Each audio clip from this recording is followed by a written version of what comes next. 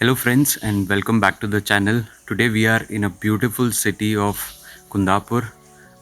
Let me quickly give you a view, and yes, this view is of our bike.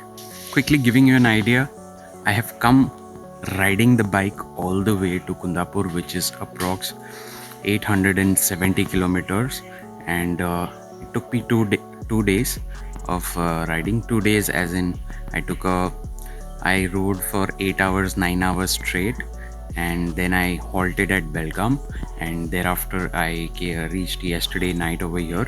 So in this video we will be talking about after such a long ride, इतने long ride के बाद ये वाला bike का condition क्या है, क्या इसमें ऑयल लीकेजेस हो रहे हैं, क्या इसके ब्रेक्स एडिक्वेट थे नहीं थे, that is what I want to show you all.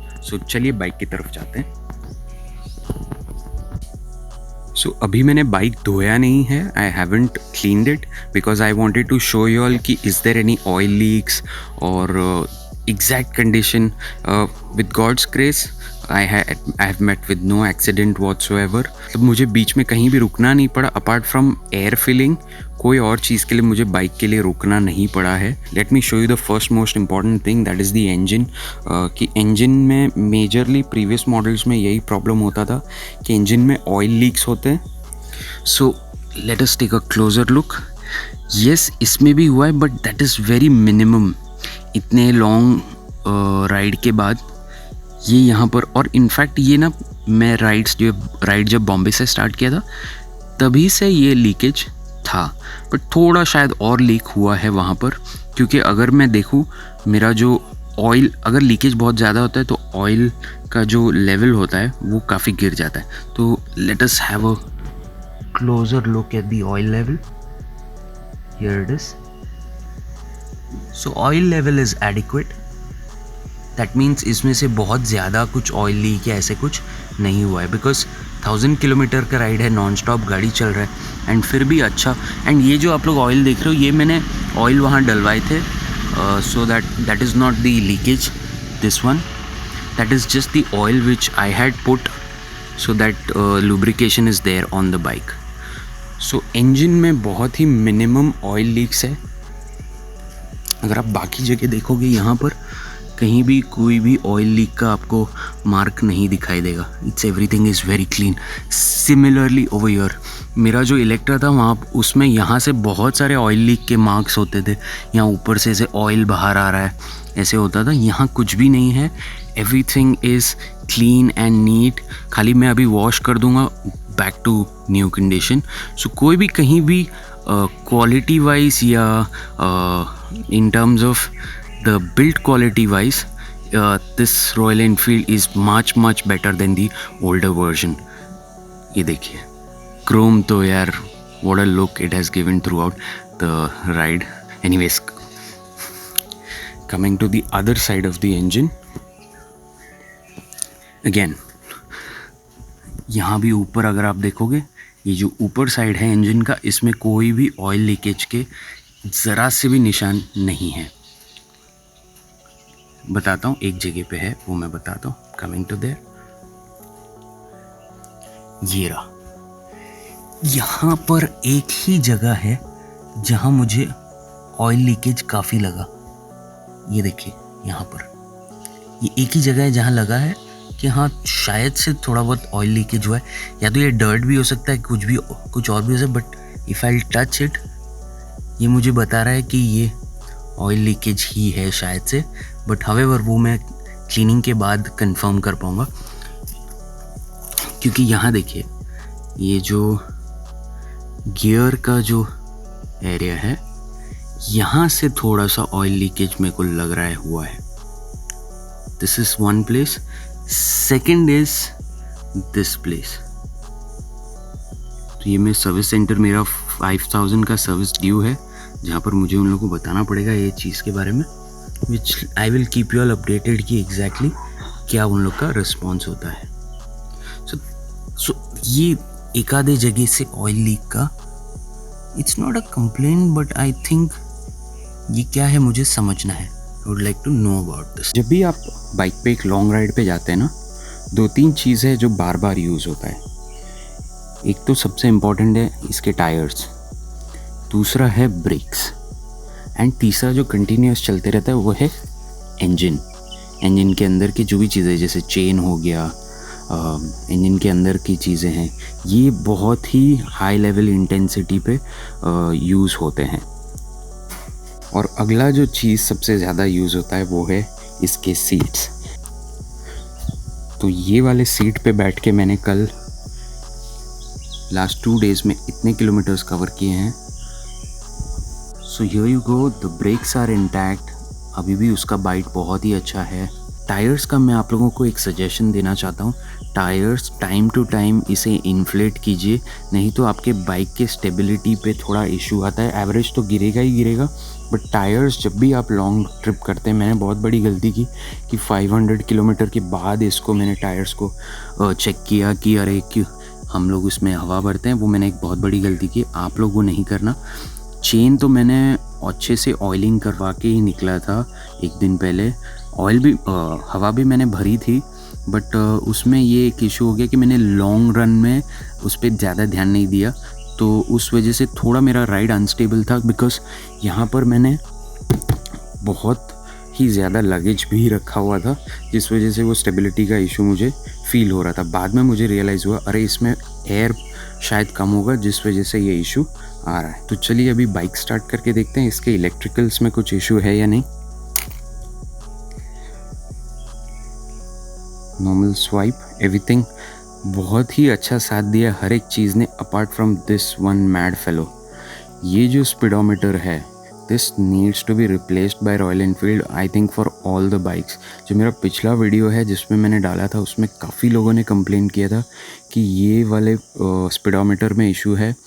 जैसे ही बाइक एक सर्टेन किलोमीटर आप चलाते हो, उसके बाद में ये 80, 100, 140, 160 तक जाता है। मैं फुटेज भी डाल दूंगा आप लोगों को वो देखने के लिए। This needs to be replaced I think for all the classic bikes, because this speedometer has a genuine issue. एक टाइम के बाद ये काम करना बंद कर देता है। मतलब मेरा तो 160 पे आके रुक ही गया था। I mean I didn't expect this sort of a quality issue. This one is a major flaw, I guess. I don't know why it is happening, but it has happened time and again, and for many other customers too. So one suggestion to Royal Enfield, if you're listening, get these replaced, because time, एक तो आपके इसमें gears indicator नहीं है, तो gear indicator नहीं है, speed भी मुझे गेस करना है, सब मुझे गेस करना है, तो मैं बहुत कंफ्यूज्ड हो जाता हूँ during such a trip. So please make sure that these speedometers are replaced. At least मैं तो मेरा करवा के लेने वाला हूँ। ट्रिप नेविगेशन मैंने थोड़ा बहुत यूज़ किया, बहुत ज़्यादा यूज़ में नहीं आया, बट अपार्ट फ्रॉम दैट मेरा जो ट्रिप मीटर है, this was the only one which was helpful, and time जो ये स्पीडोमीटर दिया ये सबसे ज़्यादा यूज़फुल थे, और यूज़ करा था मैं during my long ride. Apart from that यहाँ तो और कुछ है नहीं। बहुत ज़्यादा यूज़फुल आया है ये जो चार्जिंग पॉइंट आया है ना अभी, this was the most useful thing for me, because constantly मेरा मैप यहाँ पर चल रहा था, ट्रिप नेविगेशन पे चल रहा था, तो मेरा फ़ोन कंटिन्यूसली चार्ज उसका अप डाउन हो रहा था। प्लस मेरा गोप्रो का बैटरी चार्ज करने में ये चार्जर जो स्टॉक कंडीशन में दे दिया गया है, this was the most useful thing on the front console मेरे हिसाब से, क्योंकि जो सबसे ज़्यादा हम लोग यूज़ करते वो तो ख़राब चल रहा था। So apart from that this charger was the most important thing which I worked. Headlight worked fine, headlight जो भी है, बस ये तो पहले ट्रिप स्टार्ट करने से पहले ही ख़राब हो गया था। हेडलाइट्स, लाइट्स सारे working condition. Let me quickly show that. Engine start करते हैं।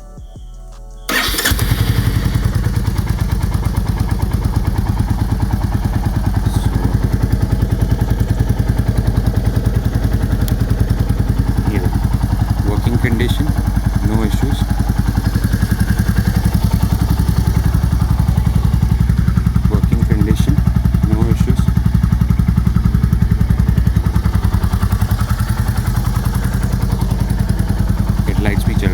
रात में बहुत अच्छा विजिबिलिटी है। I didn't feel the need of any fog light. मैंने लिटरली बहुत ही ख़राब रास्तों पे और ख़राब लाइट कंडीशंस में चलाया है, बहुत ही अच्छे लाइट्स हैं। सो यहाँ पर गर्मी बहुत ज़बरदस्त है आज, क्योंकि बारिश is expected any time. Anyways, इस बाइक का जो इंजन है अभी ऑलरेडी 4,500 किलोमीटर चल चुका है। तो late me quickly show you कि इंजन वाइब्रेशन के मामले में इसका क्या हाल है। इंजन साउंड समझते हैं इसका। Is there any of those squeaky noises coming out of the engine, और how is the engine thump. So let us see that. ये देखिए, हमारा रिव्यू देखने के लिए ये मिस्टर भी आए हैं बाइक के बारे में जानने। ये और कुछ नहीं, इस पर सूसू करने के लिए आए हैं। ऑलरेडी इन्होंने सुबह यहाँ पर इसे दान दे दिया है। यही थे वो महाशय। So let us start the engine. Okay, so अगर टोटल आप देखें, ये बाइक अभी 4,513 किलोमीटर्स चल चुका है। टैंक द इंजन, इसका साउंड सुनते हैं हम लोग। हल्का सा, वेरी माइन्यूट इसमें हमें वाइब्रेशन का साउंड आ रहा है। अगर वाइब्रेशन का बात करें कि फुट पैड्स रेज करने पे, ये अभी तक ज़रा भी इसमें कोई भी वाइब्रेशन नहीं है।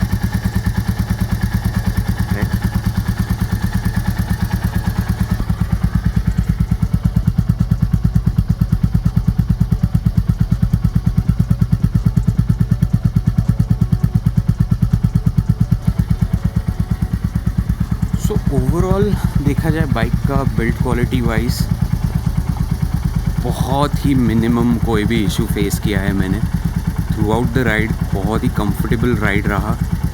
मेरा जो लगेज था वो पीछे साइड काफ़ी मिसबैलेंस्ड हुआ था मेरी तरफ से in terms of weight management.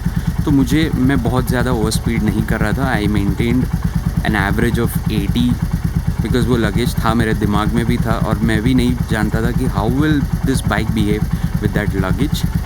So I have kept very minimum speed while my ride, but at the same time this bike has been a true companion. कल रात को एंड में मुझे बहुत ही बुरा वाला घाट सेक्शन मिला था, which is one of the dangerous location to ride at just before reaching Kundapur. So the bike has really held very strong even in that condition. उतना किलोमीटर्स करने के बाद भी बाइक ने मुझे एक एंड में बहुत ही अच्छा रिस्पॉन्स दिया। So to sum up this review of the classic 350 Reborn, this bike is not at all like what it was in the previous generations. The build quality of long rides, constant bashing on bad roads and many other conditions which I faced. Luckily I haven't faced the rainy condition, but yeah, so this review is not of anything connected to rain. You know, there are a lot of other issues which kind of pop up while it is rainy, so that I didn't face. But apart from that, it has taken all the beating and it has really helped me to ride safely to my destination. वो cover करने के बाद आज मैं ये review कर पा रहा हूँ with a smile, because my back is not paining, neither any part of my body is paining. कल रात को थोड़ा था बिकॉज विच इज़ ऑब्वियस। इसमें जो चीज़ें जो मैक्सिमम यूज़ हो रही थी वो सब अभी भी बहुत ही अच्छी कंडीशन में है, even after such a long ride, and there is no sign of build quality issues apart from one place where there is a oil leakage. So it was a breakdown free experience for me riding from Mumbai to Kundapur all the way. So thank you for watching this review. If you have any questions or comments, आप नीचे comment section में डाल सकते हैं. Give me a lot of support. I'm bringing in a lot of content. I'm putting in a lot of effort. So do help me with like, share and subscribe. And I hope this review helps you in taking a decision on how good this bike is. And I hope you guys ride safe. Thank you.